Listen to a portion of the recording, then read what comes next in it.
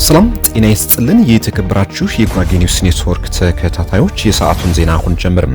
የጉራጌ ኒውስ ኔትወርክ አዲስና ወቅታዊ ዜናዎች በጄኔን በሁሉም አማራጮች በቴሌግራም፣ በፌስቡክ፣ በቲክቶክ እና በዩቲዩብ ለአድማጭ ተከታታዮች ይደርሳሉ። እርሶም በእነዚህ ዜናዎቻችን እንዲከታተሉ በአክብሮት እየጠየቅን ወደ ዛሬው ዜናዎች እናልፋለን። አብራችሁን ሁኑ። ቀዳሚውን የማረቆ ልዩ ወረዳ ከምርጫ ቦርድ ከተፈቀደለት ውጪ ሆን ብሎ 85000 መራጮች መዝግበናል በሚል የተጨበረበረ ሪፖርት ማቅረቡን ተሰማ። በመስቃና ማረቆ ቁጥር 2 ምርጫ ክልል ውስጥ የሚገኘው የማረቆ ልዩ ወረዳ 85000 መራጮች መዝግበናል በሚል ቦርዳው አመራር ሆን ተብሎ የተሰራ ሴራ የውሸት ሪፖርት ለምርጫ ቦርድ መላኩ ተገልጿል። ለሰባተኛው ሀገራዊ ምርጫ በልዩ ወረዳው ቀድሞ ከነበረው ተመዝጋቢ ቁጥር በ15% ብቻ መብለጥ እንዳለበት ምርጫ ቦርድ ትዕዛዝ ማውረዱን ይታወቃል። ነገር ግን ከምርጫ ቦርድ ሕግም ትዕዛዝም በተቃራኒው በማረቆ ልዩ ወረዳ የተመዝጋቢዎች ቁጥር 85000 ነው በሚል እጅግ የተጋነነ ሆን ተብሎ የተሰራ በቀጣይ በአካባቢው ፖለቲካዊ ተጽዕኖ ለመፍጠር ታልሞ የተደረገ የአመራሮች እቅድ ነው ሲሉ ጉዳዩን በቅርብ የሚከታተሉ የጄኔን ምንጮች አስረድተዋል። በስድስተኛው ሀገራዊ ምርጫ ወቅት በማረቆ ወረዳ የተመዘገቡ የመራጮች ቁጥር 36000 ብቻ ነበር። ነገር ግን ዘንድሮ ለሰባተኛው ሀገራዊ ምርጫ በወረዳው ተመዝግበዋል የተባለው የመራጮች ቁጥር 85000 መደረጉ እጅግ አግራሞትን የሚፈጥር ነው። ከላይ ጀምሮ በትብብር የተሰራ ወረዳው ይህን ያህል ለመራጭነት የሚበቃ የህዝብ ቁጥር ሳይኖረው የውሸት ሪፖርት አዘጋጅቶ ለምርጫ ቦርድ ልኳል ተብሏል።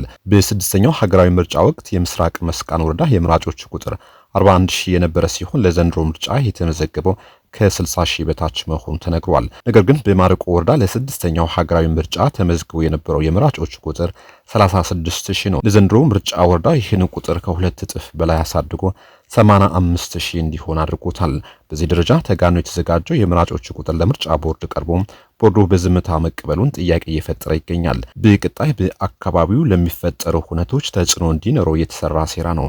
በበጀት በህዝብ ቁጥርና በሌሎች ፖለቲካዊ ውሳኔዎች ከፍተኛ ተጽዕኖ ሊያመጣ የሚችለው ይህ ድርጊት ምርጫ ቦርድ በልዩ ወረዳው የቀረበለት የሐሰት ሪፖርት በድጋሚ ተመልክቶ ማስተካከያ እንዲያደርግና ኃላፊነቱ እንዲወጣም ተጠይቋል። በዚህ የምርጫ ክልል ለምርጫ የቀረቡ የተቃዋሚ ፓርቲዎች ከፍተኛ ችግር እንዳለ ለምርጫ ቦርድ ቅሬታቸውን ቢያቀርቡም እስካሁን ምንም አይነት የማስተካከያ ለውጥ እንዲደረግ አለመሰራቱም ታውቋል። ጉጉት ፓርቲ በማረቆ ልዩ ወረዳ በኩል ከፍተኛ ቁጥር ያለው ህዝብ መደበኛ ካርዱን ከወሰደ በኋላ ተጨማሪ ካርድ እንዲይዝ ተደርጓል። ከማረቆ ልዩ ወረዳ የተፈናቀሉ የመስቃን ቤተ ጉራጌዎች ባሉበት ቦታ ካርድ አውጥተው ሳለህ በማረቆ ልዩ ወረዳ በስማቸው ካርድ ወጥቶ በአመራሮች እጅ ተቀምጧል። በእንሴኖ ወይም ጋሪኖ አካባቢ ነዋሪዎች በምስራቅ መስቃን ካርድ አውጥተው ደግሞ በማረቆ ልዩ ወረዳ በመሄድ ለሁለተኛ ጊዜ ካርድ ወስደዋል ሲል ፓርቲው ለምርጫ ቦርድ ቅሬታ ማቅረቡን በመግለጫው መግለጹ የሚታወስ ነው። ምርጫ ቦርድም በጉጉት ፓርቲ የቀረበለትን ቅሬታዎችን የክልሉ መንግስት አጣርቶ ምላሽ እንዲሰጥ በደብዳቤ መጠየቁ የሚታወስ ነው። በመስቃና ማረቆ ቁጥር 2 ምርጫ ክልል ገዢው ፓርቲ ለተወካዮች ምክር ቤት ያቀረበው እጩ ከማረቆ ወረዳ መሆኑም ይታወቃል።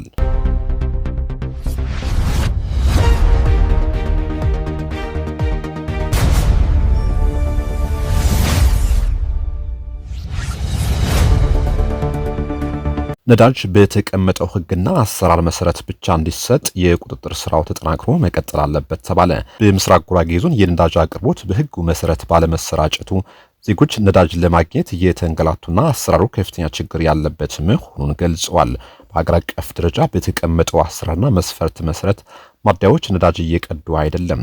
ይልቁንም ጣልቃ በሚገቡ አመራሮች ምክንያት ሙስና ለሚከፍሉ አካላት ከሚፈቀደው በላይ እየተሰጠ ሌላው ዜጋ ነዳጅ እንዳያገኝ የተደረገ ነው ሲሉ ቅሬታቸውን አንስተዋል። የተወሰኑ መሻሻሎች ቢኖሩም ወጥ የሆነ የቁጥጥር ስራ ስለማይሰራ የንግድና የገንዘብ መሰብሰቢያ ማዕከል ለማድረግ የሚሯሯጡ ግለሰቦች ችግሩ እንዲባባስ እያደረጉት ነው ተብሏል። በነዳጅ ስርጭቱ መስተጓጎል ምክንያት በኢንቨስትመንት መስክ ላይ የተሰማሩ ባለሀብቶች ሳይቀር ከፍተኛ ቅሬታ ማቅረብ መጀመራቸውም ተነግሯል። በነዳጅ ስርጭቱ ህገወጥ ነጋዴዎች በሰፊው የገቡ ችግሩን አባብሰውታል። በተለይም አንዳንድ አመራሮች ስልጣናቸውን ተገን በማድረግ ነዳጅ ከማደያ እንዲሸሽ እያደረጉ ይገኛሉ። የቁጥጥር ስራዎች በዘላቂነት ባለመሰራታቸው በመሰረተ ልማትና ሌሎች የኢንቨስትመንት ስራ ላይ የተሰማሩ አካላት ችግሩ መባባሱን በመግለጽ ላይ ናቸው። ነዳጅ የሚሰጥበት አሰራርና ህግ ቢኖርም ከዚህ ውጪ በሚደረጉ ስህተቶች ተቋማቶቹ ሳይቀር ቅሬታቸውን እያሰሙ ናቸው። በዚህም በዞኑ በተለያዩ ኢንቨስትመንት ስራ ላይ የተሰማሩ ባለሀብቶች ህጉን በትክክል ተግባራዊ ባለመደረጉ ቅሬታቸውን በምሬት እያሰሙ ናቸው።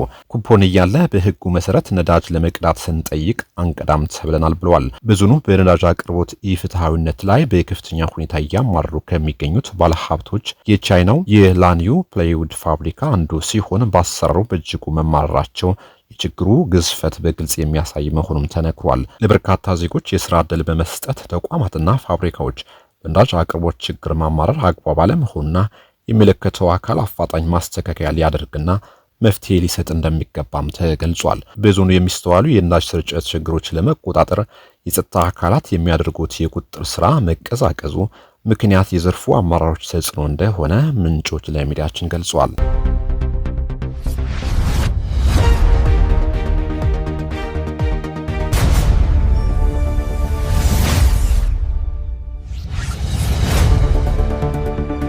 ድንገት ተቀስቅሶ የነበረው ግጭት ወደ ሌላ አካባቢ ተስፋፍቶ ጉዳት እያስከተለ መሆኑ ተነገረ።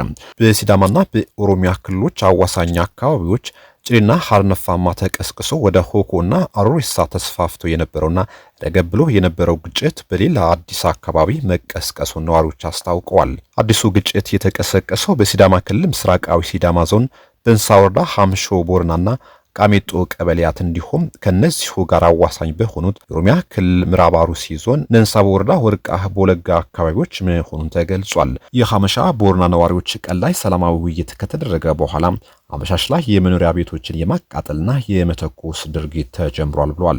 በርካታ ሰዎች ቀያቸውን ለቀው እየሸሹ እንደሚገኙና በቀጣይ ቀናትም ከፍተኛ ስጋት እንዳላቸው አስረድቷል። አካባቢው ከዚህ ቀደምም ተደጋጋሚ ግጭቶች የሚስተዋሉበት መሆኑን የጠቆሙት አስተያየት ሰጪዎቹ ቀደም ባሉት ቀናት በሌሎች አዋሳኝ አካባቢዎች ግጭት ሲነሳ እዚህም ስጋት እንደነበርና በመጨረሻም የተፈራው መድረሱን ገልጸዋል። ስለደረሰው የጉዳት መጠንም ቤቶች መቃጠላቸውና ሰው መቁሰሉንም አመላክተዋል። ሌላው በበንሳ ወረዳ ሐምሾ ቦርና ቀበሌና ቃሜጦ ቀበሌ ልዩ ቦታው ሶሌ ተብሎ በሚጠራው አካባቢ ቤቶች መቃጠላቸውንና ጉዳት መድረሱንም ተነግሯል። የበንሳ ወረዳ አስተዳዳሪ አቶ ከበደ ሁኤ የአርሶ አደር ቤት መቃጠሉን የሚጠቁሙ መረጃ ደርሶኛል በማለት ስለ ግጭቱ ዝርዝር ሁኔታ መረጃ ለማጣራት ወደ ስፍራው አመራር መላካቸውም ጠቅሷል። በሰሞኑ የሲዳማና የኦሮሚያ ክልል አዋሳኝ አካባቢዎች የተቀሰቀሰው ግጭትን አስመልክቶ በኦሮሚያ ክልል ይሁን በሲዳማ ክልል በይፋ ስለ ጉዳዩ የተሰጠ ማብራሪያ እስካሁን የለም።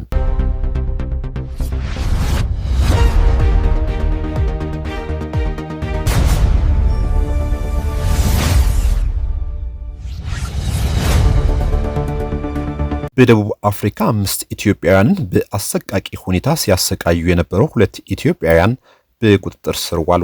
በደቡብ አፍሪካ ሊምፖፖ ግዛት በቬምፔ ዲስትሪክት 5 ኢትዮጵያውያንን በአንድ ክፍል ውስጥ ዘግተው ሲያሰቃዩ የነበሩ 2 ኢትዮጵያውያን በቁጥጥር ስር መዋላቸውን የሊምፖፖ ግዛት ፖሊስ አስታውቋል። አንድ ጃያኒ በተሰኘ አካባቢ የሚኖር ኢትዮጵያዊ ወንድሙ መታገቱንና አጋቾቹን በስልክ እየደወሉ ቤዛ እየጠየቁ መሆኑን ሚያዝያ 29 ቀን 2018 ዓ.ም ለፖሊስ ያመለክታል። ይህን ተከትሎ የሊምፖፖ የተደራጁ ወንጀሎችን መከላከል ቡድን ባደረገው ክትትል ግንቦት 8 ቀን 2018 ዓ.ም ሌቭፑ በሚሰኝ አካባቢ በሚገኝ አንድ የችርቻሮ መደብር ወይም ስፓዛ ሾፕ ላይ ድንገት ፍተሻ ያደርጋል።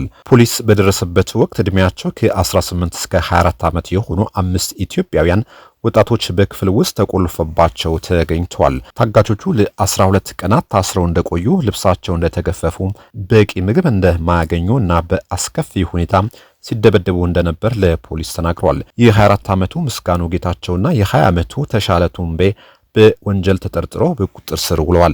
በቦታው ላይ ህገወጥ ሲጋራዎች፣ የተለያዩ ሞባይሎችና ከፍተኛ ገንዘብ በፖሊስ ቁጥጥር ስር ውሏል። ተጠርጣሪዎቹ ፍርድ ቤት ቀርበው በሰው ማገት፣ በህገወጥ ሲጋራ ዝውውርና በገንዘብ ማጥ ወይም መኒ ላውንደሪ ወንጀል ክስ የቀረበባቸው ሲሆን በስር ላይ ሆነው ፍርድ ሂደታቸው እየተከታተሉ ይገኛሉ።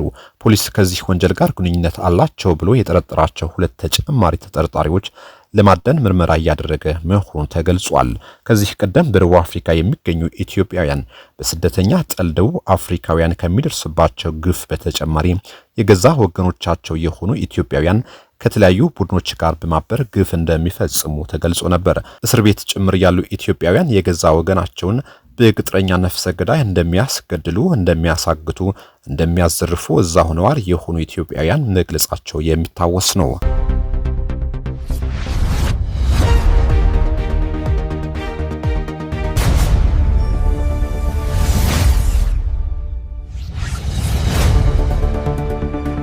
ከእስራኤል ቀጥሎ ለሶማሊላንድ እውቅና ይሰጣሉ ተብሎ ከሚጠበቁ 3 ሀገሮች ኢትዮጵያ አንዷ መሆኗ ተነገረ።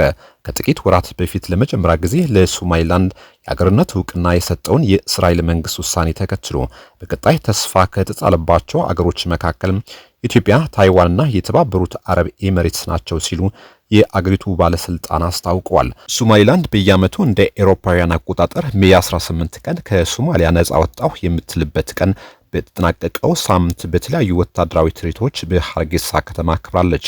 እንደ አውሮፓውያን አቆጣጠር በ2025 መገባደጃ ለሶማሊላንድ እስራኤል እውቅና የሰጠች ሲሆን ሰሞኑን የመጀመሪያው የሶማሊላንድ ባለሙሉ ስልጣን አምባሳደር ሆነው የተሾሙት መሐሙድ ሀጊ ለእስራኤል ፕሬዝዳንት አይዛክ ሄርዞግ የሹመት ደብዳቤያቸው አቅርበዋል። በዚህ ዓመታዊ ክብረ በዓል ለታይዋን፣ ለኢትዮጵያ፣ ለተባበሩት አረብ ኤሚሬትስ እና ለኬንያ ከልብ የመነጨ ምስጋና እናቀርባለን ያሉት የሶማሊላንድ ፕሬዝዳንታዊ ሚኒስቴር ከዳህር ሁሴን ናቸው። ኢትዮጵያ በሶማሊያ መንግስት ተገፍተው ወደ ድንበሯ የገቡ ሶማሊላንዳውያን ተቀብሎ በማስተናገድና የጎረቤት ሚናዋን በመወጣቷ ትልቅ አክብሮት አለን ያሉት ሚኒስቴሩ በቀጣይ ኢትዮጵያ ለሶማሊላንድ የአገርነት እውቅና ትሰጣለች የሚል ተስፋ እንዳላቸው ተናግሯል። የውጭ ጉዳይ ሚኒስትሩ አብዱራህማን ዳሂር አዳን እስራኤል ለሶማሊላንድ ከሰጠችው ታሪካዊ የተባለለት የእውቅና እርምጃ ቀጥሎም ኢትዮጵያ፣ ታይዋንና የተባበሩት አረብ ኤሚሬትስ የምንጊዜም የቅርብ ወዳጆቻችን በመሆናቸው ትልቅ ምስጋና አለን ብለዋል። ወደፊትም አብረው እንደሚቀጥሉና የእስራኤል ውሳኔ በመከተል እርምጃቸውን ያሳያሉ የሚል ተስፋ እንዳላቸውም አስረድተዋል።